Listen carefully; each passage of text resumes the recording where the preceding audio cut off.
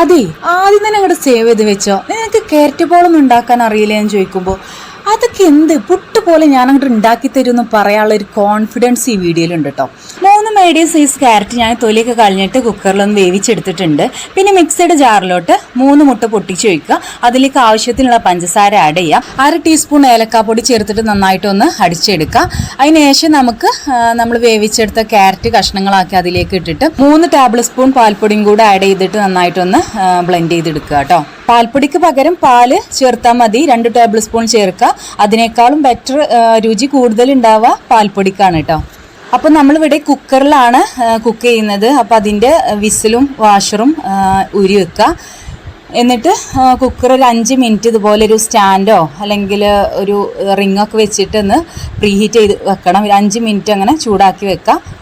ഇനി നമ്മുടെ മിക്സിയുടെ ജാറിലോട്ട് ഒരു 3 ടേബിൾ സ്പൂൺ മൈദപ്പൊടി ആഡ് ചെയ്യുക. ഒരു നുള്ളു ഉപ്പും ആഡ് ചെയ്തിട്ട് ഇങ്ങോട്ട് കറക്കിയെടുത്ത് യോജിപ്പിച്ചെടുക്കുക. കൂടുതൽ മൈദപ്പൊടി ആഡ് ചെയ്താൽ കൂടുതൽ നമ്മൾ അടിച്ചെടുക്കരുത്. അപ്പോൾ നമ്മുടെ പോള കട്ടിയായിട്ട് വരാൻ ചാൻസ് ഉണ്ട്. ഇത് ബാറ്റർ റെഡി ആയിട്ടുണ്ട്. ഇതുപോലെ ഒരു സ്റ്റീൽ പാത്രം എടുക്കുക, അല്ലെങ്കിൽ കേക്ക് ടിന്നിങ് ഉണ്ടെങ്കിൽ അത് എടുക്കുക. എന്നിട്ട് നെയ്യ് ഇതുപോലെ ഒന്ന് തടവി കൊടുക്കുക കേട്ടോ.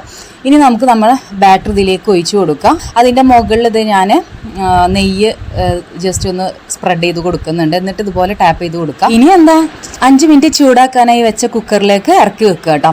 ഒരു 10 മിനിറ്റ് കഴിഞ്ഞിട്ട് ഇതുപോലെ അണ്ടിപ്പരിപ്പ് മുന്തിരിയാണ് എടുക്കേണ്ടത്. പക്ഷെ ഞാൻ എൻ്റെ അടുത്ത് അവൈലബിൾ ആയിട്ടുള്ള ചെറി ഇതുപോലെ കട്ട് ചെയ്തിട്ട് അതിൻ്റെ മുകളിൽ ഒന്ന് ഇട്ട് കൊടുക്കുകയാണ്.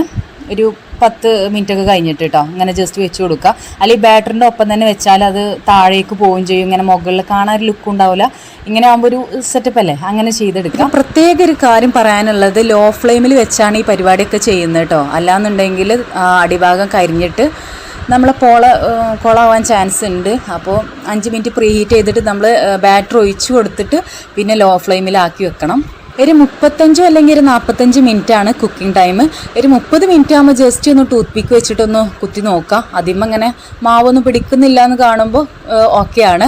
അല്ലാന്നുണ്ടെങ്കിൽ ഒരു 10 മിനിറ്റും കൂടെ എക്സ്ട്രാ വെച്ചിട്ടൊന്ന് വേവിച്ചെടുക്കുക കേട്ടോ. വളരെ റെഡിയായെന്ന് ഉറപ്പായാൽ പാത്രം അതിൽ നിന്ന് മാറ്റി വെക്കുക, കുക്കറിൽ നിന്ന് മാറ്റി വെക്കുക. എന്നിട്ട് നല്ല തണുത്തതിന് ശേഷം മാത്രം വേറൊരു പ്ലേറ്റ് എടുത്ത് അതിലേക്ക് ആ പാത്രം ഇങ്ങനെ കമഴ്ത്തി വെച്ച് കൊടുക്കാം. ഓക്കെ, അങ്ങനെ നമ്മുടെ പോള ഇവിടെ റെഡി ആയിട്ടുണ്ട്. ക്യാരറ്റ് പോള ഭയങ്കര ടേസ്റ്റാണ്. നിങ്ങൾ എന്തായാലും ഇത് ട്രൈ ചെയ്യണം. ഇത് കഴിച്ചിട്ടില്ല എന്നുണ്ടെങ്കിൽ നിങ്ങൾക്ക് ഭയങ്കര നഷ്ടമാണ്. എനിക്ക് അത്രേ പറയാനുള്ളൂ. അപ്പോൾ ഓക്കെ, ടാറ്റ ബൈ ബൈ.